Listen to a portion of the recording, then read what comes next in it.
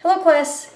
Today I'd like to talk to you about underglaze. You received several underglazes in your clay kit, and I just wanted to make sure you knew that, well, it is labeled white slip, that this is white underglaze, which is a little bit like white slip, but it'll work better for mixing. If I want to make a really pale yellow or a really pale turquoise, I can do that with a little bit of white. Or if I want to make a pinkier color, I can add some white to it. I just wanted you to know that. Also, your palette comes with a cover, so if you start working on something and you would like to keep that color, you'll be able to cover that up and use it. You won't have to paint all at one time.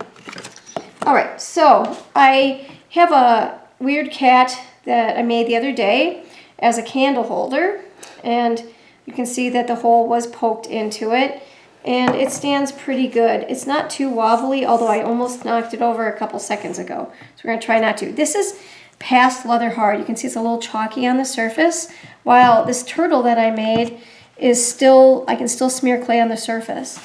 And although I like painting a little bit drier, not bone dry, but a little drier, it is a fragile time to paint, and I just want you to know that you have to be really, really careful.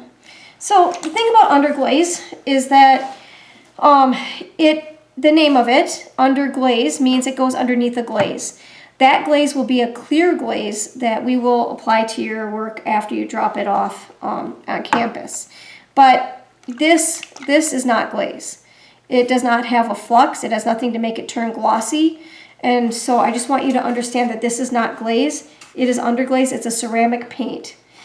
The ceramic paint is pretty amazing. You can mix the colors. So there's a few rules that are kind of important for it. One, you need to shake these things and make sure the lid is on before you do. Let's see how that looks. All right, that looks better. And I've been thinking about this cat, and I have been considering starting with a really pale color. And this is the other thing you need to know that's pretty important. You want to start with the lightest color possible. You don't want to dump the whole thing in there. That's not smart. Make only as much as you need so that you can, keep these going for most, if not all, of the semester. And so I'm just mixing a really pale yellow. This is just a little bit more pale than I care to have. So I'll add just a little bit more yellow. All right, that looks better. And you have a bigger brush and smaller brush in your kit. And I am going to start, I think, by making the cat kind of like a paler yellow. And you can see that it's kind of streaky on the surface. And that's just because it is not bisque fired yet. Like if this were bisque fired already, it would paint a little bit easier, but it's not. So I have to be, first of all, really gentle with it. Second of all, I need to do several coats.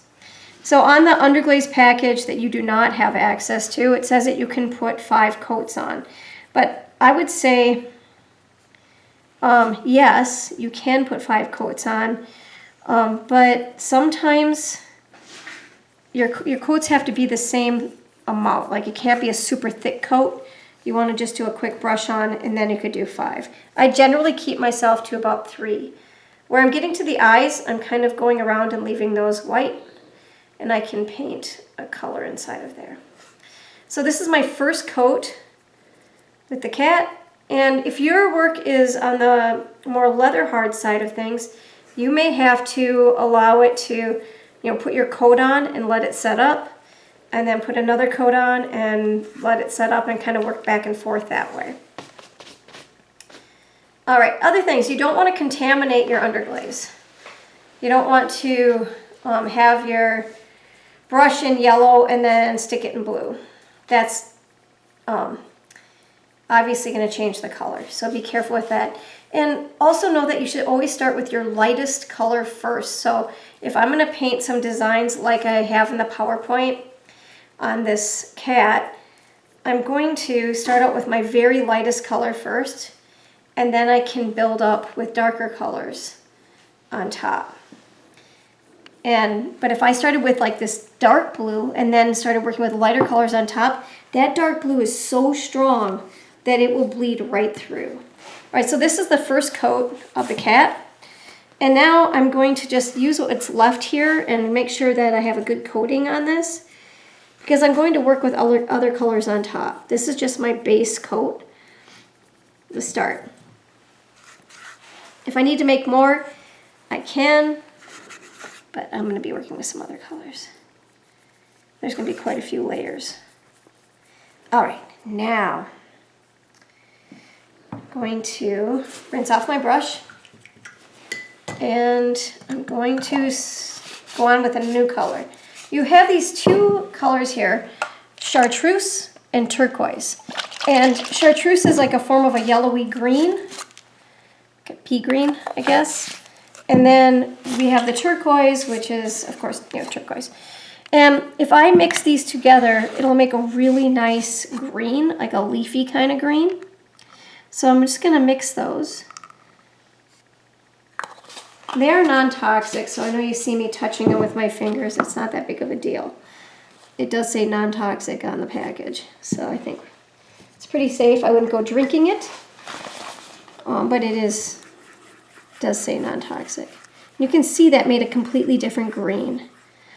And I haven't really thought through what I was going to do with this cat and the coloring, but I think what I'm going to do is I think I'm going to make its ears green. And maybe start there. So you could use crayons or whatever you have around the house to kind of, maybe do some drawings of what you want to do with your animal, but you will be painting it with underglaze. And I think around the eyes, I think I might do some dots. I do want the eyes to be green, and specifically this green. So I'm going to start like that, and I'm going to give it that green in the center. Now I don't want to leave it like that because it'll look like a zombie cat. So I'm going to take the black and I'm going to outline those eyes.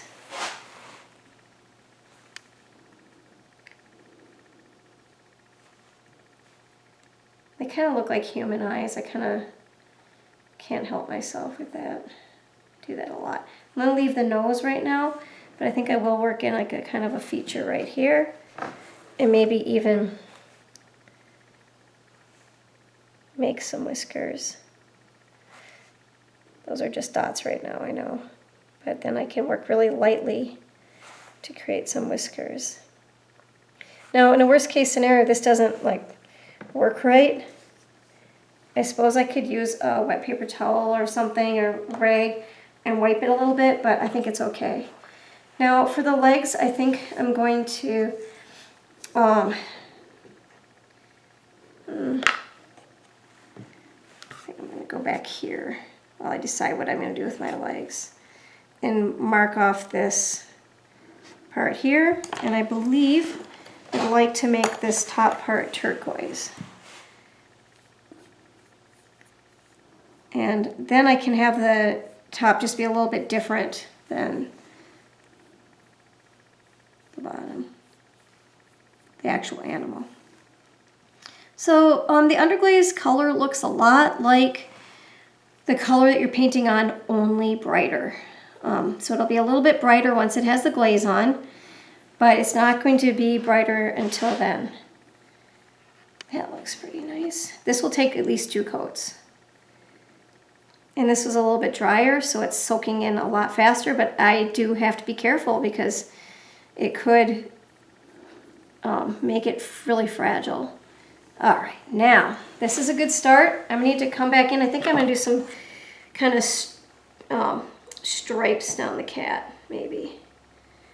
Nope, I don't like that. So I think I'm just gonna do another layer and have it be green on the cat, and then I can work with other designs on top. And that might give it a nice coating as well. I'm going to leave the head pretty yellow.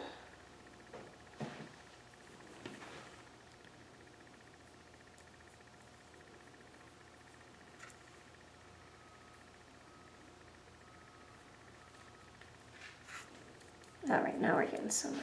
So I can work in 3 layers for sure, 5 layers probably.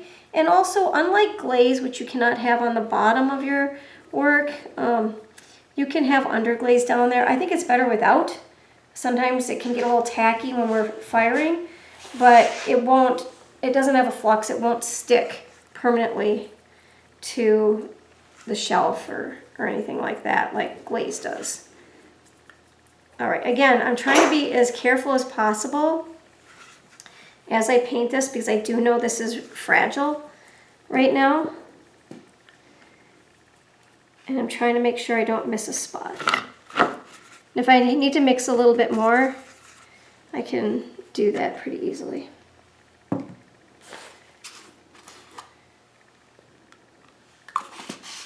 I think I do need to mix a little bit more. And I'm going to make enough green that I could actually use it on my turtle as well, but I'm not going to do that today. All right, so this is my second coat, and this is holding up pretty good. And I'm kind of going back and mixing it in to the surface. And then I can work into it with some more underglaze on top with some patterns like you saw in the images online on our PowerPoint. This is a good start though, and you can even try to use some of your carving tools if you wanted to create some carving on the surface. So if I wanted to work back in here and have it have some tigery like stripes, I can do that using my carving tools. This technique is called sgraffito, something we're going to be doing later in the semester, but at least gives you an idea about something that you could do if you wanted to. Don't use your needle tool, please. For this, I mean, it might be fine for mapping out your design, but in the long run, it kind of drags the clay on the surface, and these carving tools are so much better because they remove the particles instead of just dragging along. I just have troubles with those with the needle tool for this. Just a way thinner line, and it doesn't really remove the clay. So then in this tail, I could even work into that some more, kind of keep that going. And if I don't like that, you know, you can just put some more underglaze on top and it should be fine.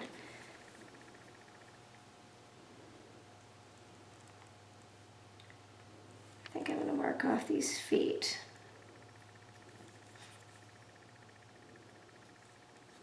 All right, so this is the start of my animal. If I wanted to work in with another color, just a little bit darker, I could work in with like dots, and I can even flip that around and make like little circles. If I wanted it to be lines, I could play around with having a curvy line that went between, and I can keep working on that. And then if I wanted one more color, I would probably work with the dark blue on top. That would be my last color. Like I said, you never want to work with the dark blue and then light blue on top, because you're not going to see it when it's all done. That is just way too powerful of a color. All right, so I have some fun with the underglaze. Don't do more than 5 coats. Make sure that you let it dry if it's on the wet side before you keep piling more and more liquid on. And let me know if you have any questions or concerns about working with the underglaze. Thank you.